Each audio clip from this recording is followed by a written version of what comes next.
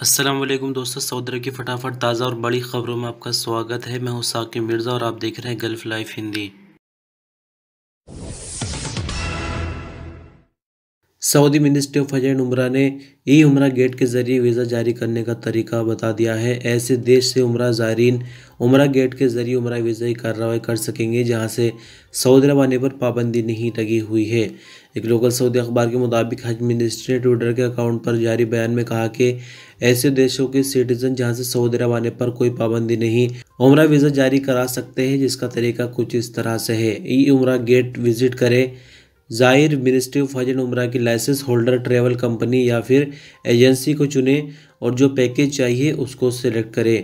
Package का जो भी अमाउंट है उसको पे करें। पैकेज के अमाउंट के अंदर रेजिडेंशियल और ट्रांसपोर्ट वगैरह जैसी चीज़ें शामिल है, यानी उसके लिए अलग से पे करने की ज़रूरत नहीं होगी। सब चीज़ें पैकेज के अंदर ही शामिल है। उम्रा ज़ाहिर ट्रैवल एजेंसी या फिर संबंधित कंपनी के ऑफिस जाकर अपना पासपोर्ट जमा करें और वहाँ उम्रा प्रोग्राम से संबंधित फॉर्म भरे।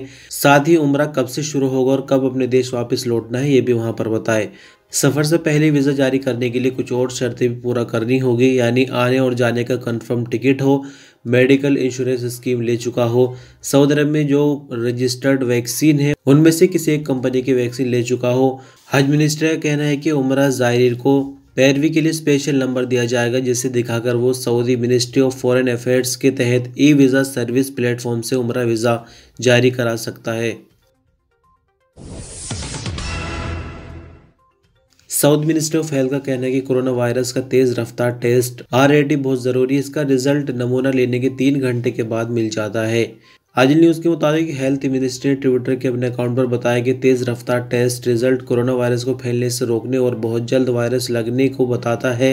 मिनिस्ट्री ने आगे कहा कि RAT टेस्ट के तहत नमूना लिया जाता है और उसके ठीक 3 घंटे के बाद सेहत ऐप पर उसका रिजल्ट जारी कर दिया जाता है।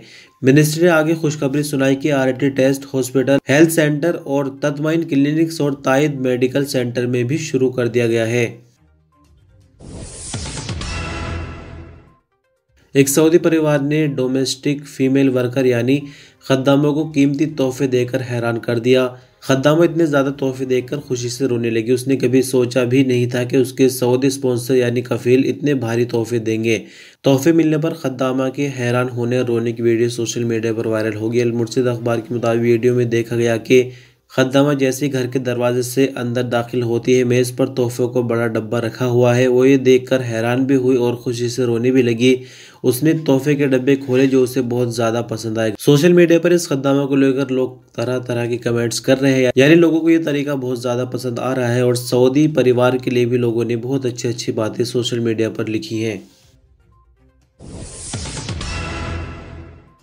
सऊदी अरब की बल्दिया ने ब्यूटी पार्लर के अंदर CCTV कैमरे लगाने के लिए एक नया कानून जारी किया है। ब्यूटी पार्लर के अंदर CCTV कैमरे लगाना कानून के खिलाफ है। सऊदी कानून ने इस पर सजा रख दी है। दरअसल आपको बता दें कि बल्दिया ने बयान जारी करके कहा कि ब्यूटी पार्लर में CCTV कैमरे लगाने पर सजाएं 15 जनवरी 2022 से अमल में आ जाएंगी। इसके वायलेशन पर 20,000 रियाल तक का जुर्माना होगा।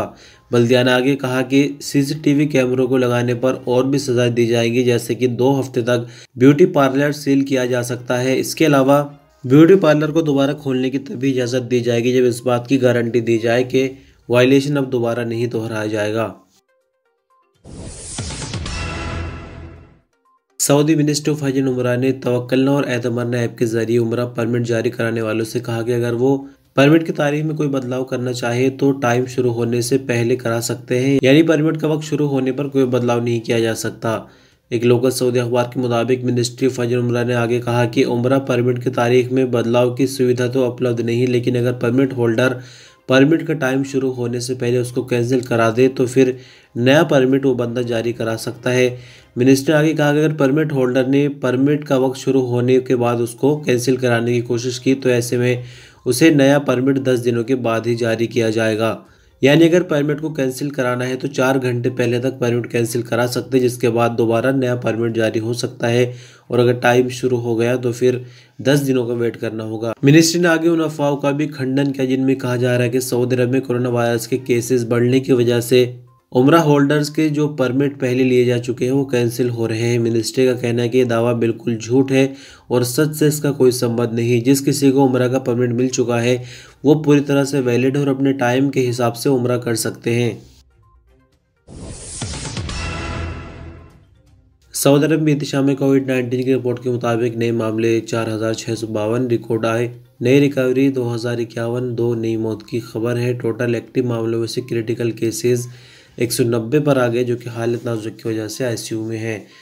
तो 4,652 नए केस रिकॉर्ड पर आने के बाद 5,88,183 कुल मामले हो जाते हैं। 5,49,558 कुल रिकवरी, 2 नई मौत के बाद 8,897 कुल मरने वालों की तादाद हो जाती है। अरब जॉइंट फोर्स ने मंगल को बयान जारी करके कहा कि बीते 24 घंटों के दौरान मारब और शवा में 59 मिलिट्री ऑपरेशन किए गए। 350 से ज़्यादा हूसी इन ऑपरेशन के दौरान मारे गए। अरब जॉइंट फोर्स ने बयान जारी करके कहा कि मारब में हूसी के ठिकानों पर 22 ऑपरेशन किए गए, जिनमें 120 से ज़्यादा हूसी मारे गए और उनकी 14 गाड़ियों को भारी नुकसान पहुंचा है। अरब जॉइंट फोर्स ने आगे बताया कि शवा में 37 मिलिट्री ऑपरेशन हुए, जिसमें 25 हूसियों की गाड़ियों को भारी नुकसान हुआ और 230 से भी ज़्यादा हूसी मारे गए हैं। सऊदी ट्रैफिक विभाग ने कहा कि बेकार यानी ऐसी गाड़ियां जिनको इस्तेमाल नहीं किया जा रहा, उनका रिकॉर्ड अपने नाम से खत्म कराने के लिए 1 साल की मोहलत दी जा रही है। उसकी शुरुआत मार्च 2022 से होगी। इस दौरान ऐसी गाड़ियां जो बेकार पड़ी है यानी इस्तेमाल नहीं की जा रही, उनके मालिक गाड़ी को अपने रिकॉर्ड से हटवा सकते हैं। उनसे मोहलत के दौरान व्हीकल रजिस्ट्रेशन की रिन्यूअल फीस और देरी के जुर्माने नहीं लिए जाएंगे। सबक न्यूज़ के मुताबिक ट्रैफिक विभाग ने इस हवाले से बयान जारी करके कहा कि बेकार पड़ी गाड़ियों को अपने रिकॉर्ड से हटाने के लिए ट्रैफिक वायलेशन यानी जुर्माने तो अदा करने होंगे, लेकिन लेट फीस नहीं ली जाएगी। साथ ही व्हीकल रजिस्ट्रेशन की फ़ीस भी नहीं ली जाएगी। ये भी ज़रूरी होगा कि व्हीकल रजिस्ट्रेशन वैलिड हो और तशलीह की दुकान पर गाड़ी के सौदे का सर्टिफिकेट, नंबर प्लेट और व्हीकल रजिस्ट्रेशन भी दिखाना होगा। ट्रैफिक विभाग ने इस हवाले से बयान जारी करते हुए कहा कि इस तरह की गाड़ी को रजिस्टर्ड तशलीह या रजिस्टर्ड स्क्रैप सेंटर के हवाले किया जाएगा। और अंत में एक हैरान कर देने वाली खबर आपको बताएगी। खबर को आसान शब्दों में आपको समझाना होगा ताकि इजीली समझ आ जाए। दरअसल आपको बता दें कि सऊदी अरब में एक बड़ी अजीब घटना घटी है। जैसे कि नए जोड़े की शादी होती है, 30 साल तक ये लोग साथ रहते हैं, लेकिन इस बीच काफ़ी झगड़े वगैरह मियाँ बीवी के बीच होते हैं।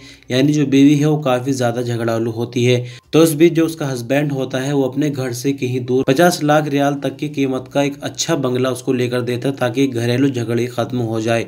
लेकिन वहाँ जाने के बाद भी बात नहीं बनती। औरत काफ़ी ज़्यादा झगड़ा करने वाली थी और आखिरकार इन दोनों के बीच तलाक हो जाता है। और तलाक होने के बाद अब इस हस्बैंड को अपना 50 लाख का बंगला याद आता है और ये अदालत में मुकदमा दर्ज करता है, जिसमें ये बताता है कि उसने इस बंगले को सिर्फ इस वजह से दिया था बीवी को ताकि जो घरेलू झगड़े हैं वो ख़त्म हो जाए। बाद में घूम फिर कर बच्चों पर ही ये बंगला आना था, लेकिन ऐसा नहीं हुआ और जैसे कि तलाक हो गई तो अब जो मेरा बंगला है वो मुझे वापस किया जाए, क्योंकि ये कोई मामूली बंगला नहीं, काफ़ी ज़्यादा रकम मैंने इसमें लगाई थी और इसका मकसद यही था कि जो हमारी शादीशुदा ज़िंदगी है वो ख़राब ना हो और जो घरेलू कलेश है वो भी ख़त्म हो जाए। लेकिन यहाँ पर आपको बता दें कि ये बात बड़ी हैरान कर देगी कि औरत ने बंगला देने से साफ मना कर दिया है। औरत ने अदालत को बताया कि ये बंगला उन्होंने मुझे तोहफे के तौर पर तो दिया था, लेकिन तोहफा देने के बाद उसका खुद का अपना हो जाता है। यानी कहीं भी आप देखिए कि जहाँ कहीं कोई तोहफा दिया जाता है तो तोहफा देने के बाद उसका अपना ही हो जाता है एक तरह से।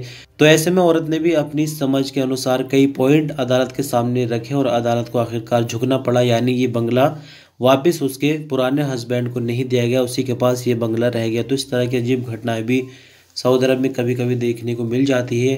तो इस तरह से दोस्तों आज के इस न्यूज़ बुलेटिन की आखिरी खबर थी। शुक्रिया, अल्लाह हाफिज़।